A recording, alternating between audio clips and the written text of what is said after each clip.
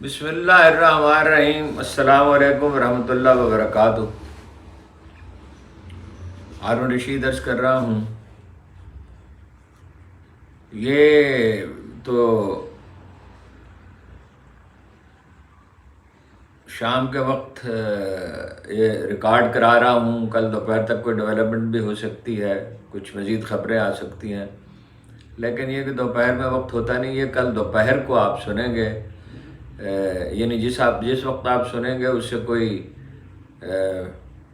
16 گھنٹے پہلے تقریباً یہ کر رہا ہوں ریکارڈ۔ میں افغانستان کے بارے میں سخت تشویش میں مبتلا ہوں۔ یہ تجویز زیر غور رہی ہے پاکستان میں کہ افغانستان کے اندر جا کر دہشت گردوں پہ حملہ کیا جائے اور ان کے ٹھکانے تباہ کر دیے جائیں۔ یہ کون چاہتا ہے؟ یہ امریکہ ہی چاہتا ہے۔ ایران کے ساتھ تعلقات مثالی نہیں ہے۔ انڈیا آپ کو روز ازل سے تباہ کرنے پر تلا ہوا ہے۔ اسرائیل کی حمایت اسے حاصل ہے۔ اسرائیلی فوجی ان کی وہ ایڈوائزر ان کو گائیڈ کرتے رہے مقبوضہ کشمیر میں، اسی پیٹرن پہ وہ مقبوضہ کشمیر میں کام کر رہے ہیں۔ انہیں سب سے زیادہ اسلحہ وہ دے رہے ہیں۔ دوستی ان کی اسرائیل کے ساتھ ہے، وہاں انہوں نے اسرائیل کی مدد کے لیے اپنا بحری بیڑا بھیجا ہے انڈینز نے۔ اور افغانستان کے ساتھ اگر جنگ ہو، وار ہارڈنڈ لوگوں کے ساتھ، یہ الگ بحث ہے، قصور کس کا ہے اور کتنا ہے اور کہاں ہے اور ہماری کیا غلطیاں ان کی کیا غلطیاں ہیں۔ دیکھیے، وہ تو حکومت پاکستان کے ترجمان نے ٹھیک کہا کہ اپنا ملا ہیبت اللہ نے ان سے کہا کہ پاکستان میں حملے نہ کریں، اس کے باوجود وہ حملے کر رہے ہیں۔ 6000 جنگجو وہاں سودہ ہیں، آرام سے بیٹھے ہوئے ہیں، تو کیا وہ ملا کے حکم کی خلاف ورزی کر رہے ہیں؟ اور اگر خلاف ورزی کر رہے ہیں تو وہ اعلان کیوں نہیں کرتے کہ یہ خلاف ورزی کر رہے ہیں؟ 6000 آدمی وہاں موجود ہیں۔ ہم نے بھی غلطی کی، ہم نے کیوں آنے دیا انہیں؟ اور یہ چیزیں جو ہیں، یہ اس طرح افغان مہاجرین کی واپسی کا فیصلہ ہونا تھا۔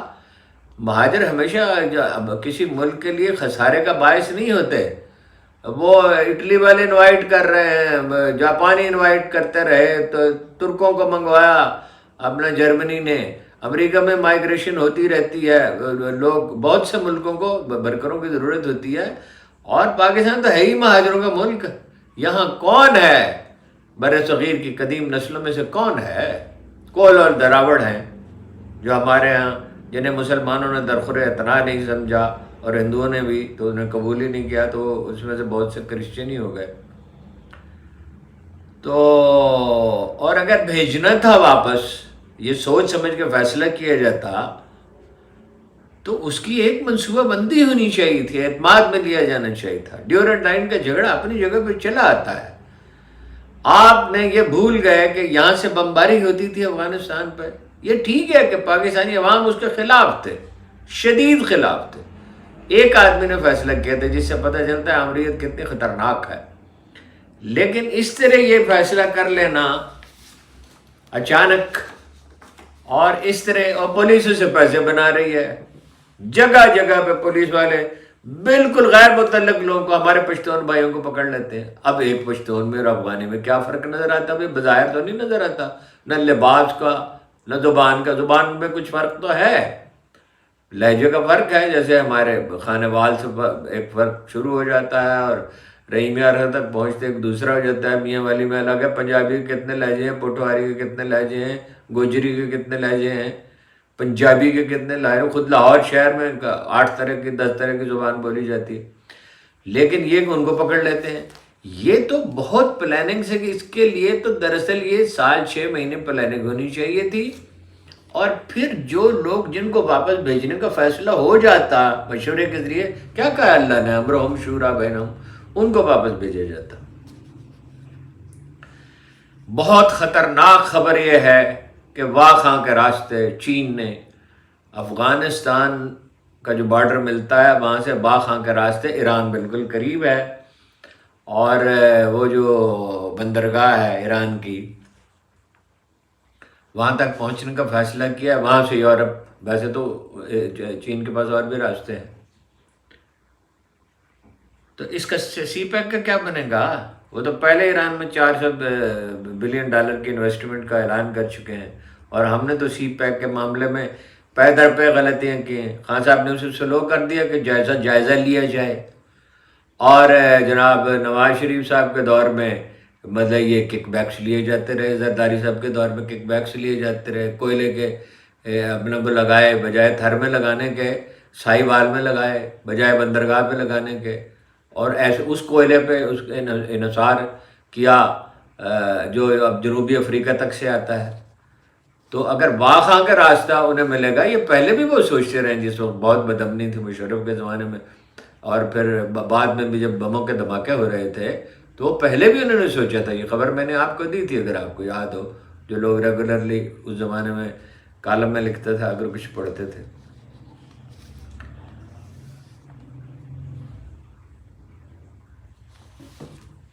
ایرانیوں نے ایک زمانے میں، مجھے یاد نہیں پڑتا، اٹ واز 95 اور 96، طالبان کا اقتدار تھا تو ایران نے 2-3 لاکھ فوج، یہ بھی یاد نہیں پڑتا کیا مغالطہ ہوا تھا، بہرحال پرابلم تو ہوتے رہتے ہیں، فوج جمع کر دی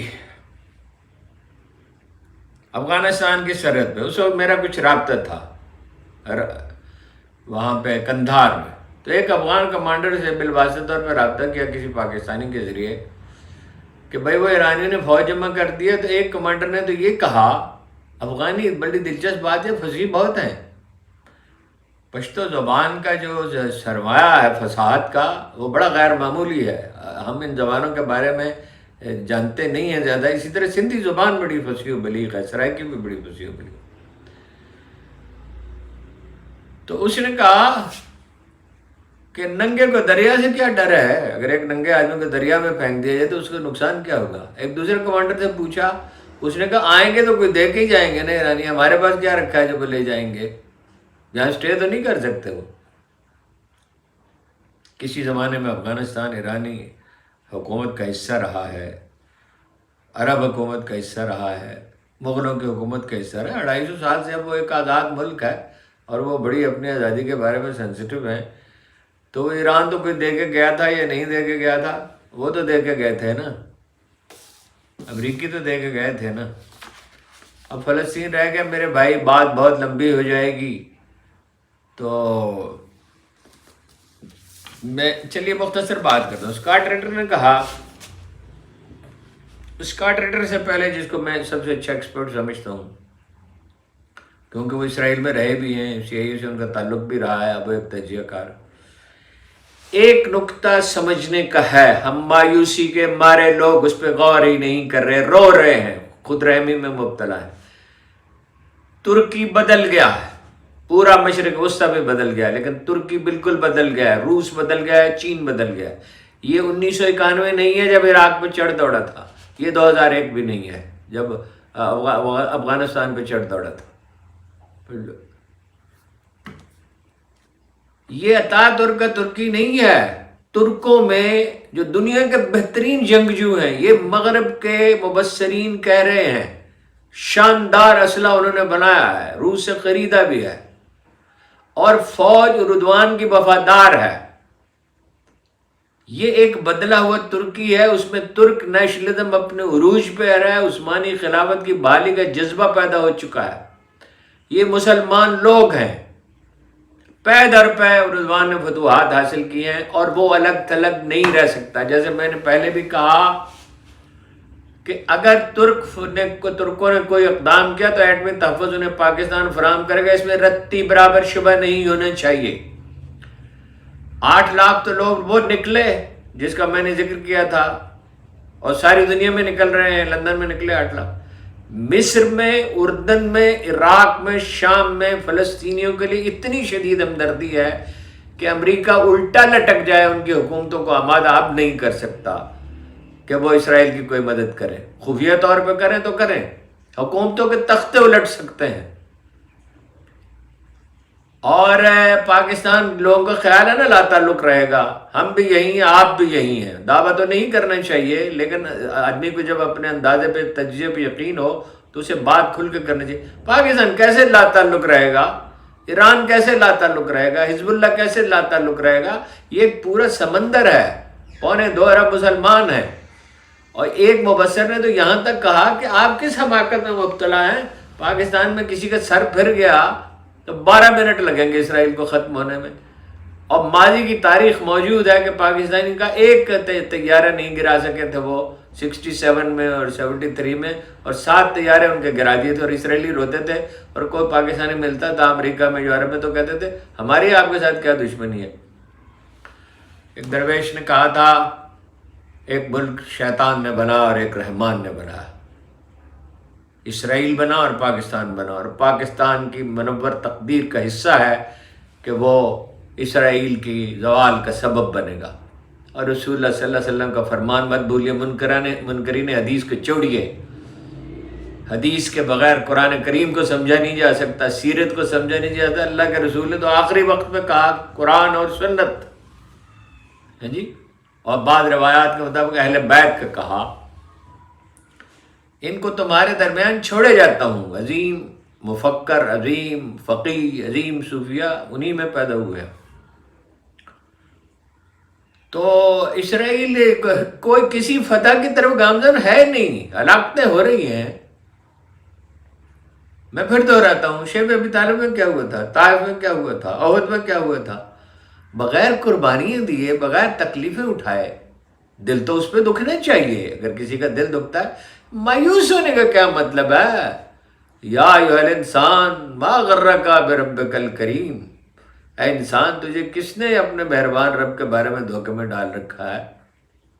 امید قائم رکھیے، کنٹریبیوٹ کیجیے، ہم کچھ پیسے دے سکتے ہیں، پیسے پہنچ جائیں گے غزہ، کوئی مسئلہ نہیں ہے، اگر آپ تھوڑی سی کاوش کریں تو پیسے وہاں پہنچ جائیں گے۔ جلوس بھی نہیں نکال سکتے، یہ ساری پارٹیاں مل کے کیوں نہیں جلوس نکالتی؟ یعنی جماعت اسلامی 2-3 اور پارٹیوں کو ساتھ شامل کر کے اور 3-4 پارٹیوں کو دعوت دیں، اگر نہیں یہ نواز شریف صاحب اس میں شریک ہوں گے، یا زرداری صاحب نہیں ہوں گے، یا مولانا فضل الرحمان میرا خیال ہو جائیں گے، اور اختر مینگل صاحب ہو جائیں، گلگت بلتستان سے لے کے کراچی تک کون ہے جو اس میں شریک ہونا نہیں چاہے گا؟ کم از کم 10-15 لاکھ کا ایک جلوس نکلنا چاہیے۔ گھروں میں بیٹھے گریہ کر رہے ہیں، کہو کیا نواز نصر اللہ خان کا شعر ہے کہ کب کوئی آفت دعاؤں سے ٹلی ہے، صرف رونے پیٹنے سے تو مسئلہ حل نہیں ہو سکتا۔ وہ تو جو میدان جنگ میں ہیں اور ملبے تلے خاندان کے خاندان اور چھوٹے سے چھوٹے بچے جو ہیں وہ ذبح ہو رہے ہیں، اور پینے کو پانی کے چند گھونٹ بھی جہاں نہیں ہے، ان کی ہمت تو نہیں ٹوٹی، ہماری یہاں بیٹھے ٹوٹ گئی ہے۔ قرآن مجید سوال کرتا ہے تمہیں کیا ہو گیا ہے، تم ان لوگوں کے لیے کیوں نہیں نکلتے جو کمزور پا کر دبا لیے گئے ہیں، جو فریاد کرتے ہیں کہ یا رب ہمیں اس بستی سے نکال۔ دیکھیے وہ غزہ سے وہ نقبہ اسے کہا جاتا ہے، کیٹاسٹرافی، یعنی وہ تو ہو رہا ہے، حماس نے ہمت نہیں چھوڑی ہے، اور ہمدردی بڑھ رہی ہے پورے عالم اسلام میں، اور پہلی دفعہ اسرائیل کے خلاف عالمی رائے عامہ جو ہے اس کی اکثریت ہو گئی۔ پہلی دفعہ جب ہم کہہ رہے تھے سوویت یونین ٹوٹ جائے گا تو ہمارا مذاق اڑایا جاتا تھا، جب ہم کہتے تھے روسی افغانستان میں ہار جائیں گے تو ہمارا مذاق اڑایا جاتا تھا، جب ہم کہتے تھے امریکی ہار جائیں گے تو ہمارا مذاق اڑایا جاتا تھا۔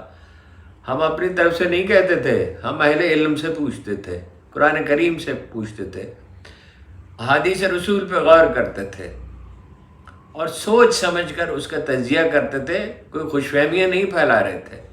انشاءاللہ اسرائیل کو بدلے گا۔ وہ اسکاٹ ریٹر نے تو یہاں تک کہا 2 راستے ہیں، نیتن یاہو مستعفی ہو جائے اور جنگ بندی کرے۔ بدنام زمانہ آدمی ہے وہ تو اپنی ضرورت کے تحت، اور جو بائیڈن نے اپنی ضرورت کے تحت، اور انڈسٹریل ملٹری کمپلیکس امریکہ اپنی ضرورت کے تحت اس کو ہوا دے رہا ہے۔